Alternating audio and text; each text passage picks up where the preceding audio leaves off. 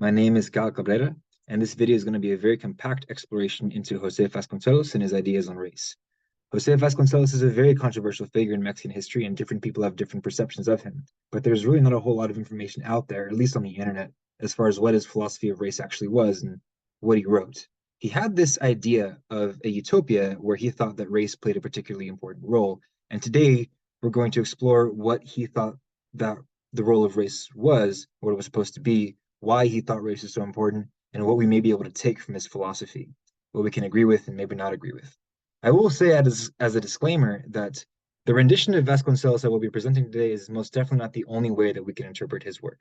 There are different ways of interpreting Vasconcelos, and this isn't even necessarily the inherently correct way of interpreting his work, but I would argue that it's most definitely the healthiest way of interpreting his work if the goal is to be able to extract something meaningful that we can use today.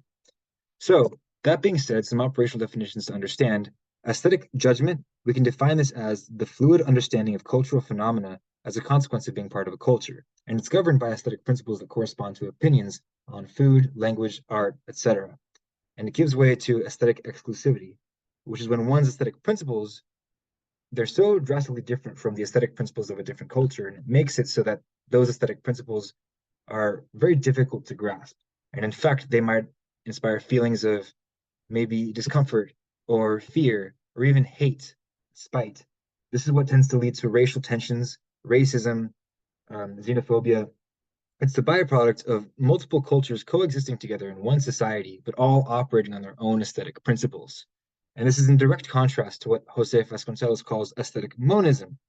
Now, we can think of aesthetic monism as a sort of mosaic that's created from the different aesthetic principles of different cultures kind of coming together, melding together, and thus everyone within that culture, everyone within that society, they all follow this culturally unitarian view where they have a mutual and collective appreciation of certain aspects of every single culture within that society.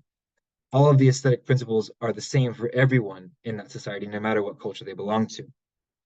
Vasconcelos also had a rather unique interpretation of race and how he thought that races were formed.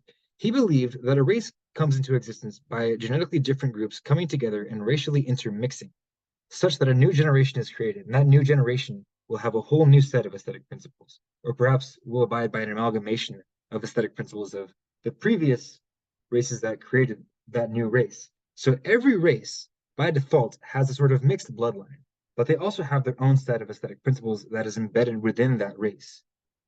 Therefore, all races convey not only genetic and physical information about people, but they also convey aesthetic principles to abide by.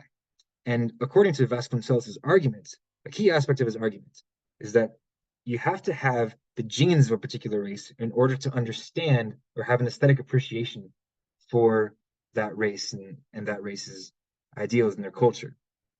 So, with that definition of race, the role of race in the establishment of utopia is to integrate cultures together through racial intermixing. He believes that different racial lineages lead to being able to merge the aesthetic principles of different cultures, and race is really the only way to do this.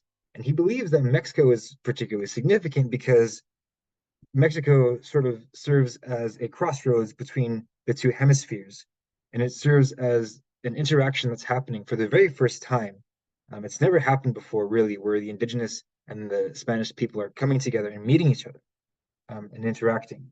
And he believes that the mestizo, the product of the Spanish and indigenous peoples, they're really the best generation of people to be able to interpret which aesthetic principles from which culture should be included in this mosaic. He looks at Mexico as kind of having this nature to it where it's a sort of cultural, it's a representation of global interaction due to the merging of the meeting of the two hemispheres.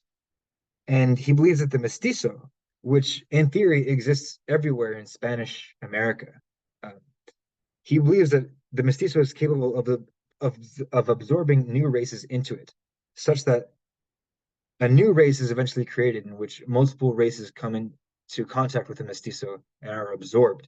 And this creates a whole new race of people, which will then abide by new aesthetic principles. And eventually, this has the potential to spread all across the world, where everyone around the world will be intermixed with the races of literally every single bloodline, every single genealogy.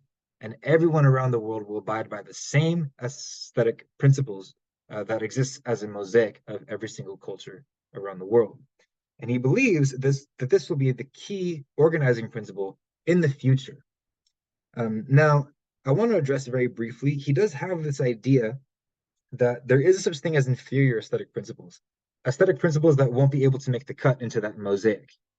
And due to the fact that Vasconcelos looks at aesthetic principles as corresponding to genetics, he also believes that there's such thing as genetic features that are inferior or less desirable. And this is kind of what comes, this is where the idea that Vasconcelos is a racist and a eugenicist kind of comes from. But if we focus on this, we kind of forget about what we have the potential to take from his philosophy, which is that races convey a sort of aesthetic information that's particularly important to be able to organize people together. Now, the whole intention behind proposing the idea of aesthetic monism is to be able to use it as a post-national organizational medium. And critics might argue that if you wanted to unite countries together at a post-national level and create a society that's a composite of multiple nation states, then it would be ideal to use socialist ideals to do that, because that would allow for post-national infrastructure to organize all these different societies together and follow the same set of laws. However, Vasconcelos would argue that this does not allow for the aesthetic appreciation of all these different cultures together. It simply allows them to coexist, and this will not unite anybody. He takes more of a cult of race approach, so to speak. Now, a critic might argue that this whole idea of a cult of race might end up with this one set of aesthetic principles coming from one people coming to try and dominate. And it has this sense of hatred towards other aesthetic principles and is greedy in the sense that it only follows ideals that are advantageous to them. But this is a consequence of aesthetic exclusivity. And Vasconcelos intends to build a global society off of aesthetic monism. He believes that aesthetic judgment will be the key organizing factor in the future when all races are mixed together. So this idea of unity and the idea that races are capable of conveying aesthetic information, I think these are particularly important ideas for Vasconcelos' philosophy. But there are definitely things that we may not want to take from the way that he views the relation of aesthetics and genetics. For one thing, I will make the argument right now that the term Mexican is an ethnicity. It is a national identity. It is a cultural phenomenon. It is a series of aesthetic principles that comes from the aesthetic principles of the Spanish and the indigenous peoples.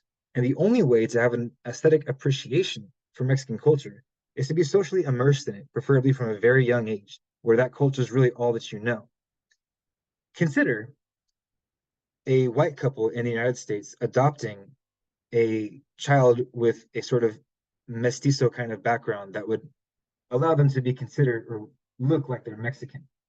If that child is raised in only American aesthetic principles and they're only familiar with American culture and that's all that they know, we would consider that person to be an American. To consider that person anything else would be xenophobic. And the exact same thing applies if a Mexican family in Mexico wanted to adopt a white child. Now, I know that we can't directly compare these two. For historical reasons, they're not entirely the same. But we're going to ignore that for now. And I just want to emphasize that it may just so happen that you could have the genetic traits of the mestizo, but not necessarily have an appreciation for Mexican culture. That is really the point that I'm trying to drive here. And there's going to be counter arguments to this. The core of the argument suggesting that, in general, you need to have the genes, the bloodline in you in order to be able to understand the Mexican culture in its entirety. And I'm not going to be able to address all of the different counter arguments, but I'll address a couple today that I think are particularly important. One would be to say that, say you have someone that's half white, half Mexican, but they look particularly Mexican. The sheer fact that they're mixed is going to make it easier for them to socially assimilate with a group of people that are purely Mexican, and they know nothing but Mexican culture. They're going to be a lot more likely to be accepted than someone who's white, for instance, someone who's not racially mixed. And to that, I would say, well, that has to do with the fact that the group is assuming that that individual understands their culture, when in fact they might not at all whatsoever. They might have completely incompatible aesthetic values. and they might not necessarily be able to aesthetically assimilate completely. That is an attribution error on the part of the group, and is really no different than the group saying, well, if you're not racially mixed, if you're white, then you're not going to be able to understand our culture, even if that white person was born and raised in Mexican culture, and that is the only culture that that white person knows. Ultimately, this is to suggest that the group is judging people based purely on genetics, and this is racist. Ultimately, that's all that it is. Now, a critic might continue to say, all right, well, if anything, one's own recognition of their own physical features, their own racial features, is going to make it so that they're more comfortable with a particular race of people. If someone's half white, half Mexican, the fact that if they look more Mexican, ultimately, they're going to be, at the very least, not hateful, not disgusted, not scared of people that are purely Mexican. They're going to have really no feelings like that against them. And to that, I would argue that that really boils down to the beliefs and attitudes of that individual, what they've been trained to think about Mexican people. They're only genetically part of the culture, but not aesthetically. They don't necessarily have the aesthetic appreciation of Mexican culture that would be required to understand that culture of people. And even if they don't feel that fear or hatred as strongly as someone who's not racially mixed, that doesn't necessarily mean that it can't be there. This doesn't have to do with genetics. It has to do with the way that they were brought up and the way that they were raised to perceive Mexican culture in the first place. Now, another key argument that might be brought up against mine is to say, well, if anything, what we can say for sure is that the Mexican identity cannot exist without the contribution of the indigenous population. You need to have indigenous blood in you in order to be Mexican, period. And I would argue that when you consider factors like their genetic features and where they were born, if they were born in Mexico, and you see that as being the true indication of being Mexican, then you're really only judging someone based on genetics and placement. These are superficial aspects of their identity. It has nothing to do with who they are. These things don't determine their personality, and they don't determine their perception of the world. They're purely apparent factors that don't determine any way in which they're going to be able to see Mexican culture. If they were assimilated into Mexican culture, they're going to have an appreciation of it. That's what's going to make them Mexican. But ultimately, what we have to keep in mind here is that it's the aesthetic contribution of the indigenous people that matters. It's not their genetics. It's not their bloodline that's important. So I want to wrap this up with some concluding remarks and propose this idea that I call the transcultural accessibility dilemma.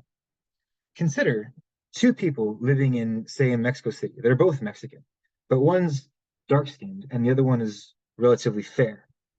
Now, because of racism and colorism and social hierarchies, the person that's darker is going to have less access to education. They're going to have less access to jobs, and they're going to have less access to cultural perceptions that would alter their views in such a way that would cause them to deviate in any way from traditional Mexican traditions or traditional Mexican understanding of the world. In contrast, someone who's more light-skinned is going to have better access to education, better access to jobs, and better access to those different cultural perspectives that may enlighten them and want them to deviate a little bit from the very strongly Mexican traditions and maybe look at them in a slightly different aesthetic light than they did before when they were growing up. If we consider these factors and are judging these two people based on how they perceive the world as adults, then we would say that the darker skinned person is definitely more Mexican. But it's not simply because they have darker skin. It's because of the way that they were brought up and the fact that they stuck with traditional Mexican values because they really didn't have any other choice. The lighter skinned person deviated from those values and is consequently less Mexican. But this is an aesthetic phenomenon. It's not something that purely boils down to genetics. This is not a black and white issue. And ultimately, what being Mexican really consists of, it really just boils down to aesthetics. And we owe this idea of race to Vasconcelos. If we think purely in terms of genetics, as far as it means to judge people, we're really no different than the colonizers or the Nazis or the slave owners. Those are all peoples that judged entire groups of people purely on their genetics. And the Mexican identity, after all, is not a genetic identity in the first place. It's an aesthetic one. Thank you very much, and I hope you got something from this video.